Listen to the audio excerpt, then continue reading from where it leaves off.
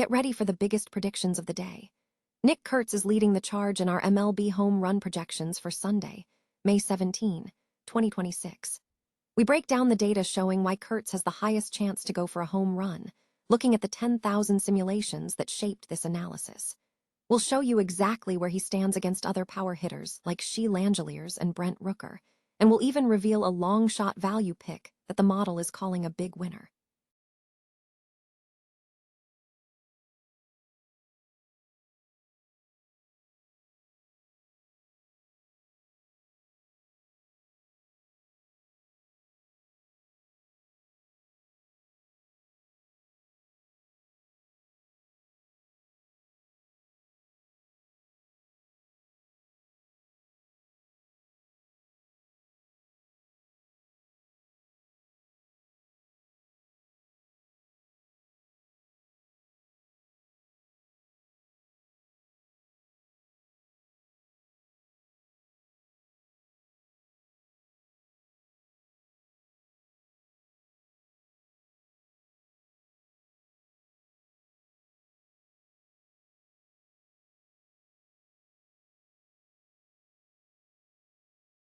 What Crow-Armstrong said, and the history of other controversies surrounding his comments, showing why this incident has sparked so much debate.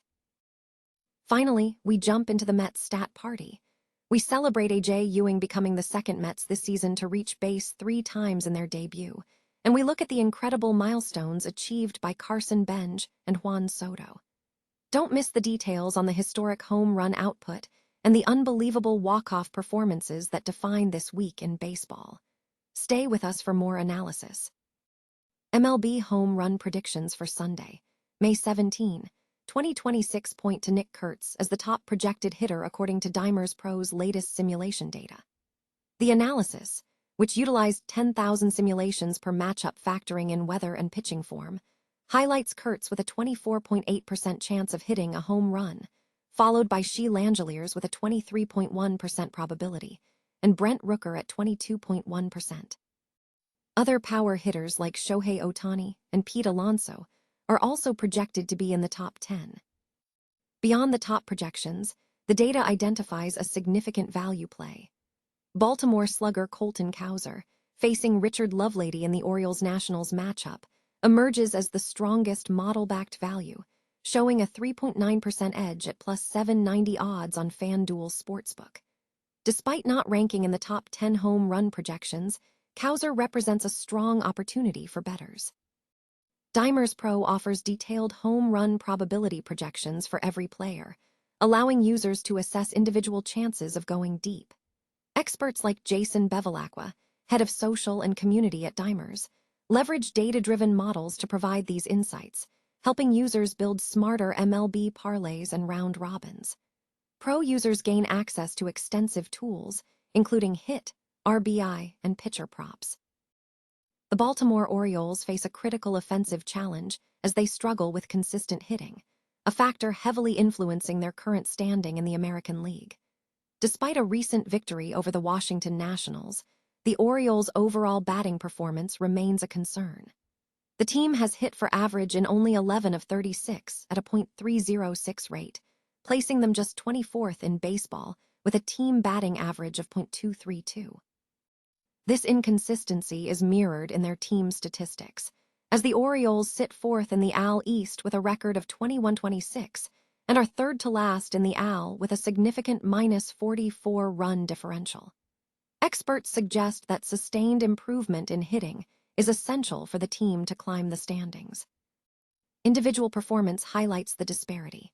Left fielder Taylor Ward leads the team in batting average with a .262 across his minimum 40 games played.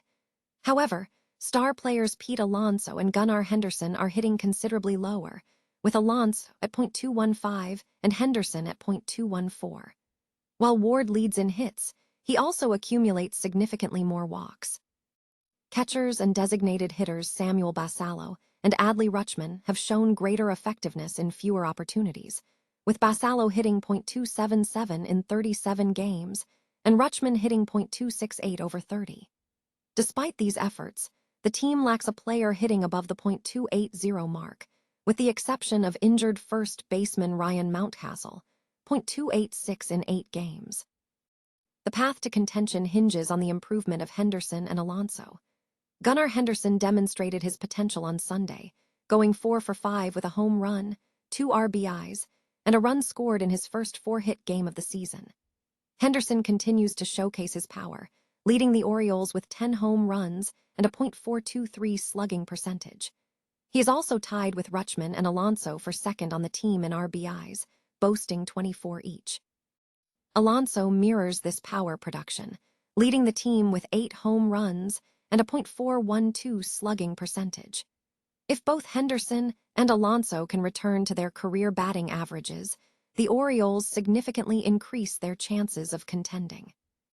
The Orioles' immediate schedule features a road series against the Tampa Bay Rays, followed by hosting the Detroit Tigers, Rays, and Toronto Blue Jays in May, before traveling to face the Boston Red Sox and Blue Jays.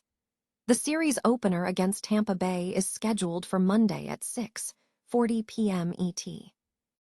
Chicago Cubs center fielder Pete Crow-Armstrong was the subject of a heated, profanity-filled confrontation with a female White Sox fan during Sunday's Crosstown Classic, following the Cubs' 9-8 loss to the White Sox. The incident took place near the outfield stands, while Crow-Armstrong was attempting a difficult, leaping catch at the wall.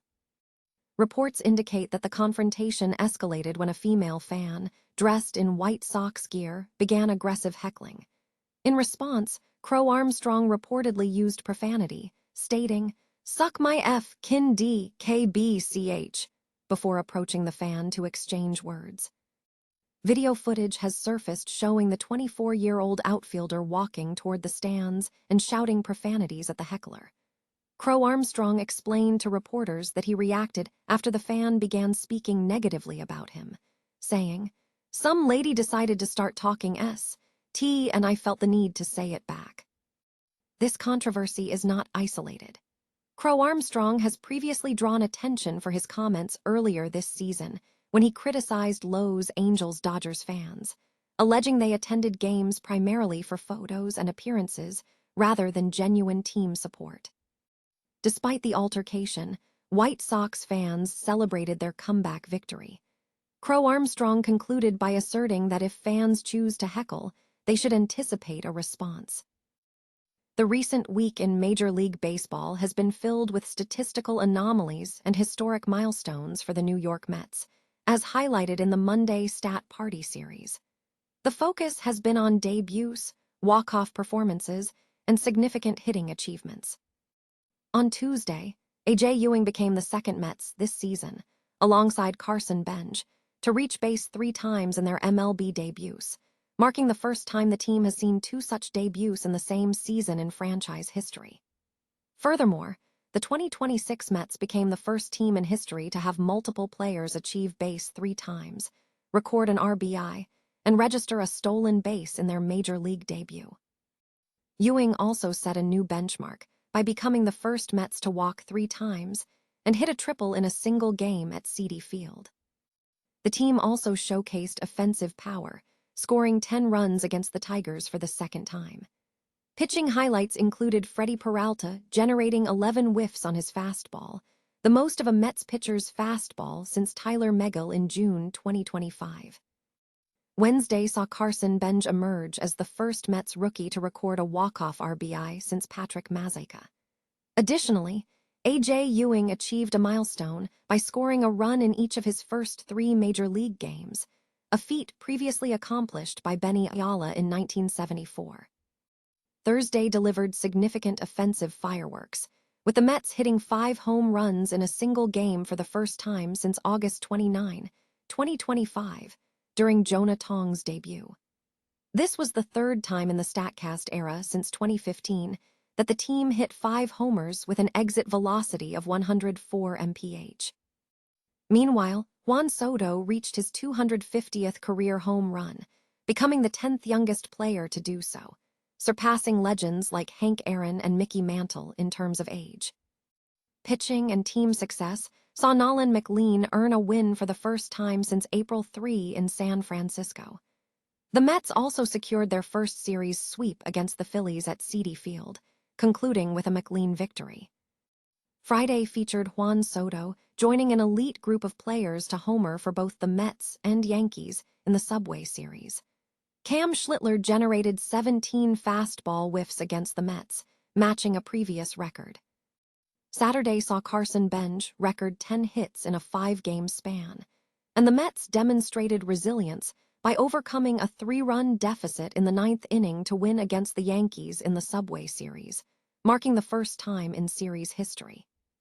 Sunday brought further historic individual achievements. A.J. Ewing became the 4th player in baseball history with multiple 3-walk performances in their first 6 career games.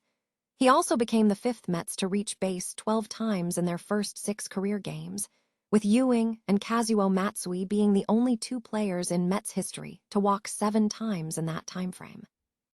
The Mets have maintained strong performance against the Yankees at Citi Field, winning 14 of their last 19 matchups since June 10, 2018.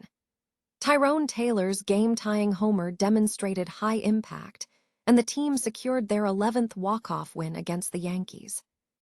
Miscellaneous statistical notes included Ron Swoboda leading in walk-off walks with 4, all occurring for the Mets between 1966 and 1970.